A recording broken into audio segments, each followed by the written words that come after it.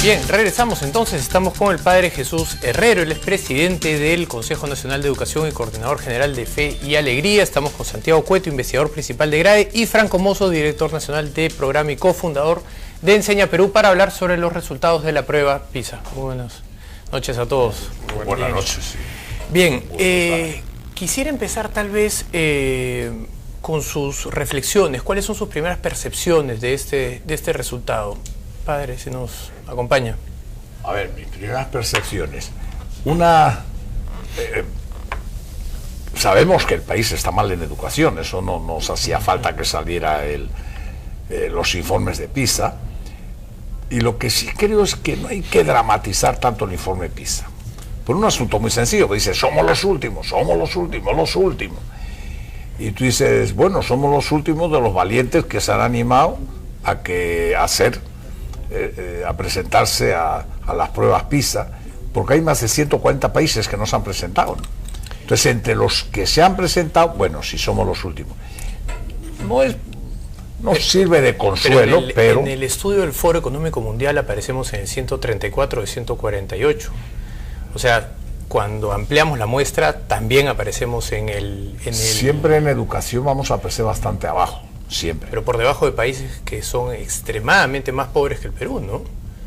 Yo creo que no necesariamente, habría que comprobar eso, ¿eh? No, yo no... O sea, sí, puede haber países más pobres. Hay que tener en cuenta que es que el país ahora decimos que está muy bien, porque está creciendo y crece. Mi pregunta es si nos desarrollamos. Si el desarrollo corre paralelo al crecimiento, porque crecer no significa desarrollarse, ¿no? O la otra forma de verlo también es si es que uno puede crecer a costa de, o sea, si aún con una baja, ¿cuánto tiempo más puede uno? Y pruebas sacando, o sea, aún en las pruebas que aplica el propio país, algo hemos avanzado, incluso en este informe PISA, algo hemos avanzado unos puntos, ¿no?, sobre una prueba anterior, pero prueba es que si no hacemos algo serio por la educación, podemos crecer, pero el país no se va a desarrollar. Y prueba es que se está importando incluso técnicos y manos de obra de fuera, porque no lo tenemos aquí. Esto es lo que es totalmente absurdo. Luego algo falla en la educación, que no está solo en la prueba PISA, y además porque yo creo que el problema de educación es un problema de todos. Y por tanto no es solamente, es muy fácil decir que son los maestros, no, eso es muy sencillo decirlo. ¿Y por qué no decimos, por ejemplo, que las UGELes, que no ayudan para nada a los maestros, que no empoderan a los directores, que más bien a los directores les quitan autoridad? ¿Por qué no puede haber ahí también parte de...? Bien. Santiago, cuéntanos un poco cuál es tu percepción. Me parece muy interesante la referencia que has hecho al Foro Económico Mundial y la calidad de la educación, porque efectivamente nos pone último de los países. Yo me acuerdo que tuve la misma reacción que Jesús cuando lo vi y dije, eso no puede ser. Y entonces fue a mirar cómo lo habían hecho, y la forma en que lo hacen es le preguntan a líderes de los países que qué opinan de la educación de su país. Y como constantemente estamos diciendo a través de los medios que la educación peruana es la última del mundo, pues los países dicen que la educación peruana es muy mala, y entonces en opinión, no es un indicador objetivo lo que quiero decir, ¿no? Pero hablando... Entonces tú dirías que es una suerte de percepción de así la educación es mala. Es una encuesta de percepciones de líderes del país, la del Foro Económico Mundial sobre educación, esa es la metodología. Este dato, que es mucho más objetivo, a mí me parece, siguiendo la línea de lo que decía Jesús, que se ha confundido un poco estar mal con estar peor. Estamos mal, pero no estamos peor, de hecho estamos mejor de lo que estuvimos el año 2000, por dos indicadores. Uno es que Perú, en comprensión de lectura, que es la prueba que se puede comparar, porque mide además matemáticas y ciencias, pero que se puede comparar 2000-2012, Perú es el país de los participantes que más ha mejorado. Ahora, estamos mal, sin duda, o sea, 70%, si recuerdo bien, están en los dos niveles inferiores, es decir, no llegan a niveles de comprensión de lectura que permitan hacer inferencias sobre el texto. Pero, digamos, hay que tomar el dato en su... objetivamente, pienso yo, y tratar de aprender de este dato, ¿no? Entonces, diferenciar, insisto, entre estar mal, que sí, y estar peor, que yo pienso que no, por un dato más. En el año 2000 estaba leyendo un informe que ha hecho el Ministerio de Educación, la cobertura de 15 años era aproximadamente 66% y ahora ha subido a 87%. Entonces, ha aumentado la cobertura, lo cual significa que más poblaciones pobres han entrado, y las poblaciones pobres suelen tener más bajo rendimiento. Y a pesar de que incrementa la cobertura, también incrementa el aprendizaje en vez de bajar.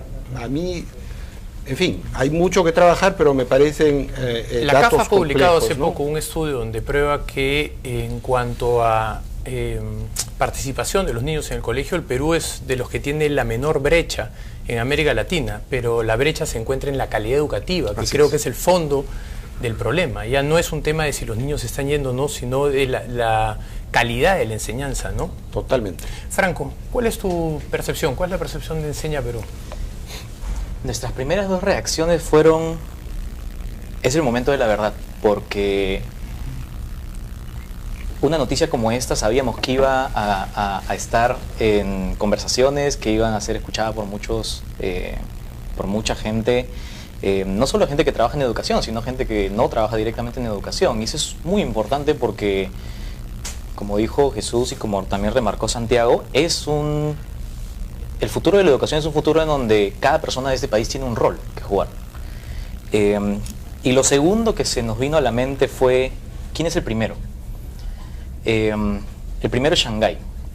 ¿Y por qué? ¿Por qué se nos vino a la mente? Porque en el propósito de los resultados de PISA se remarca que no es un sistema cuya primera finalidad sea generar competencia entre los países, sino es un sistema que sirve para poder mirar cuáles son los países que están aplicando las mejores formas de hacer reforma y los países que están avanzando hacia eso. Y creo que de esos países podemos aprender mucho más todavía.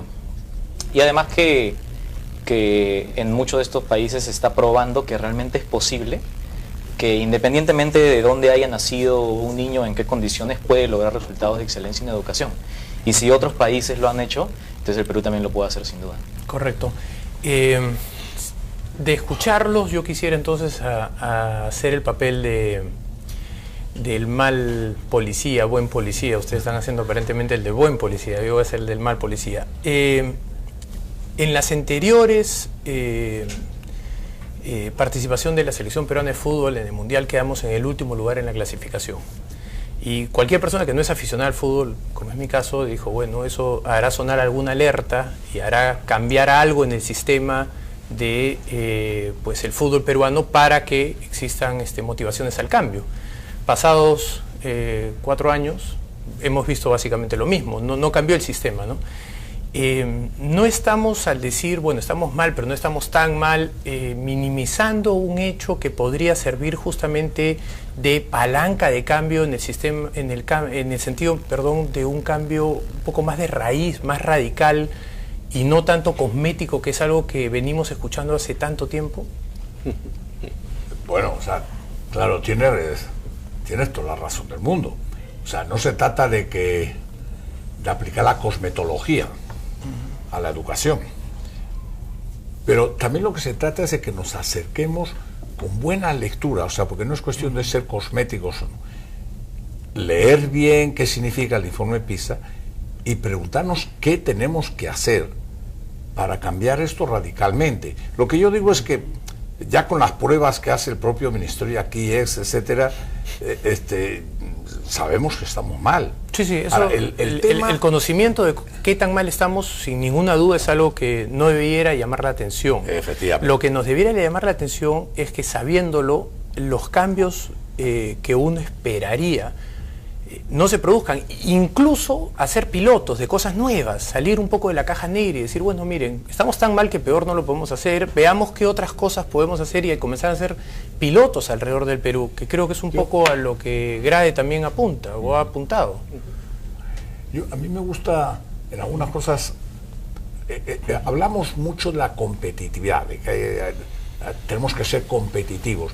Yo digo, primero formemos alumnos y alumnas competentes. No, pero eso es formar ciudadanos, ¿no? Esto ya no es un tema de crecimiento, si no, es un tema de ciudadanía. Tenemos el peligro de fijarnos solo en el lenguaje y en las matemáticas y perder de vista el panorama. y lo importante son ciudadanos. Y por eso digo que la educación es un problema de todos. O sea, el decir que el problema de que estamos mal en educación es un problema de los maestros, por ejemplo, o del SUTEP, es falso. Que tengan ellos su responsabilidad, sin duda, pero la tenemos todos. Pero hoy día, ¿no es casi evidente que todos estamos asumiendo ese papel? Veamos, por ejemplo, lo que están haciendo las ONGs, que lo estudian a diario, los empresarios que comienzan a formar ONGs para Enseña Perú, Empresarios por la Educación. O sea, hay un compromiso que es meta-Estado, ¿no? Yo creo que la sociedad peruana lo entiende. Lo que no siento es que donde se puede producir el mayor cambio, que es en la educación